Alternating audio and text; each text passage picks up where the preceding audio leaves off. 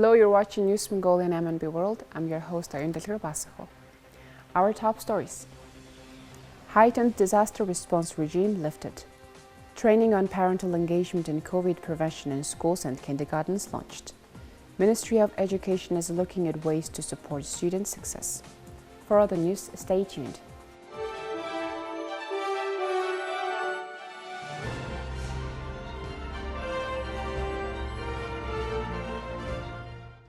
An irregular cabinet meeting was held on Monday, and a resolution on lifting the heightened state of readiness and downgrading the level of restrictions from orange to yellow was approved. With the changes that were made to temporary COVID-19 regulations in January of this year, there are now no restrictions on any business operations. In order to prevent the further spread of COVID-19 and reduce infection risk, the country's administrative units, territorial units, state and local administrative organizations and private legal entities have been operating under a regime set for a high level of disaster protection and preparedness. The decision to lift restrictions was based on the current status of COVID-19 infections in Mongolia and a vaccination coverage assessment. However, to prevent infection near the border and maintain normal export and import activities, the Алтан булаг, Булган, Боршоо, Гашуун Сухад, Замиуд, Сухбатар, Hank, Shiveh, Хуран Цагаанур, and Irentsav border checkpoints are still operating on high alert and following heightened disaster preparedness procedures. Instructions on outbreak prevention procedures were given to the governors of Bayolgi, Dorngov, Dornot, Umungov, Sukhbatar, Sitleng, Ovs, and Hoft provinces where the border checkpoints are located. Since November 12, 2020, Mongolia has imposed strict lockdown measures a total of 7 times, spending 79 days under red level restrictions. For the rest of this time, the orange level or higher heightened state of readiness was implemented. As a result, the country's exports halted, the freight transportation slowed down, schools were unable to hold in-person classes, business closed down, and over 200,000 jobs were at risk. For the very first time since 1992, Mongolia's economic growth reached minus 5.3%. The state's revenue also decreased by 23%. Although the heightened state of readiness has shifted from orange to yellow, the country is still recording new cases of COVID-19. On Monday, 553 cases were confirmed. Training on parental engagement in COVID prevention in schools and kindergartens was jointly organized by the Ministry of Education and Science, UNICEF Mongolia, and the Mongolian Red Cross Society, with support from USAID Mongolia. The training is designed to improve parents' knowledge on COVID prevention, stressing the importance of supporting their children's immune system and health during the pandemic, and encouraging parental engagement in school and kindergarten activities. The launch of the training program was attended by Batgaril, Senior Advisor to the Minister of Education and Science, Evariste Kausi-Komlung, UNICEF representative to Mongolia, and Michael Klicheski, U.S. Ambassador to Mongolia. Ambassador Klicheski highlighted the importance of the training and wished the participants success. Bolorma, General Secretary of the Mongolian Red Cross Society, sent online greetings to the training participants. So first of all, USAID, which has been very active in Mongolia for several years now, and indeed, through 30 years, we just celebrated the 30th anniversary of USAID. But in recent years on COVID, it's been very active in terms of vaccines, in terms of equipment, a great deal. But with regard to today's effort, for instance, it really involves education, working with UNICEF, which is a UN organization that we very much admire. We've supported them in educating parents, teachers, school staff, and that's really vitally important. COVID has totally created a situation where not only the children, but the family, everyone has been affected, which is one of the things that we noticed so far. But I think the most important thing for me is how do we keep the school open?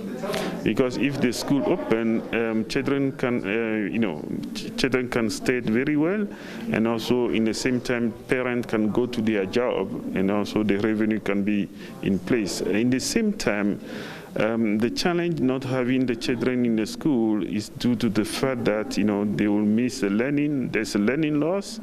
They will miss the school meal, for example, where sometimes the school meal is better than what they offer at the home, and then also there's a reduction of the mental health issue, because when the children are alone in the household, there's a lot of challenge, right? They can think also differently.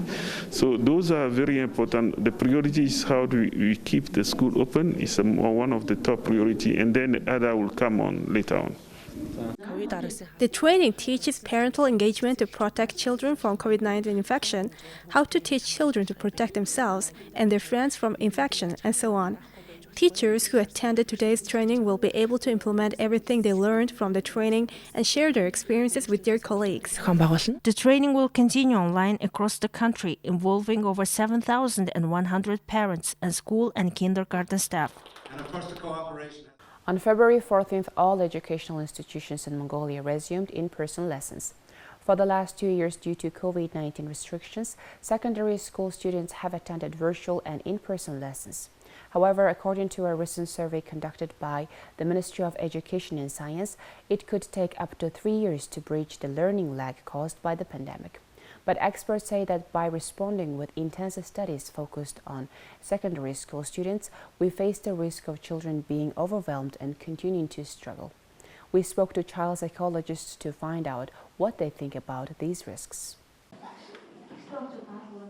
The latest assessment of the COVID-19 learning lag can make us worried that children will be missing out and left behind if they don't intensify their studies now that in-person learning has returned. Some parents fear that the lack of structured learning will harm their children's chances at future achievements at school and beyond. Parents want the best for their children, but child psychologists remind us that more is not always the best. Parents tend to want to force their children to do homework and tasks for hours when they fall behind. In addition, some parents think their children should be kept active all the time and enroll them in different extracurricular activities. They don't understand that children can get overwhelmed and might experience burnout and the lack of interest in their studies.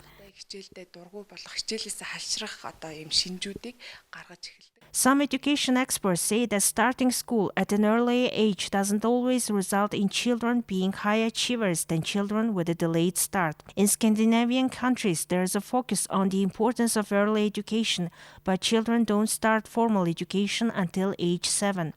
International studies have shown that these children often perform much better in literacy and numeracy in later years.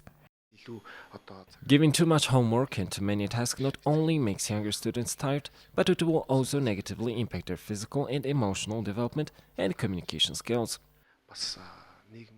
Experts say the best approach for young children is to balance the time children spend doing organized activities and have their unscheduled, flexible time. For example, if an 8th grader lacks some discipline from 6th and 7th grade, then that student can bridge the learning lag through better communication with their teacher. To do so, those students must have some skills in independence. Therefore, parents and teachers should learn to provide children and teenagers with the necessary support. Childhood education experts note that it's important for children to have relaxed, unpressured time to build and enjoy relationships, to think, to develop their imagination and individuality, and have a rich and diverse range of experiences. Now let's check the currency exchange rates provided by Mongol Bank.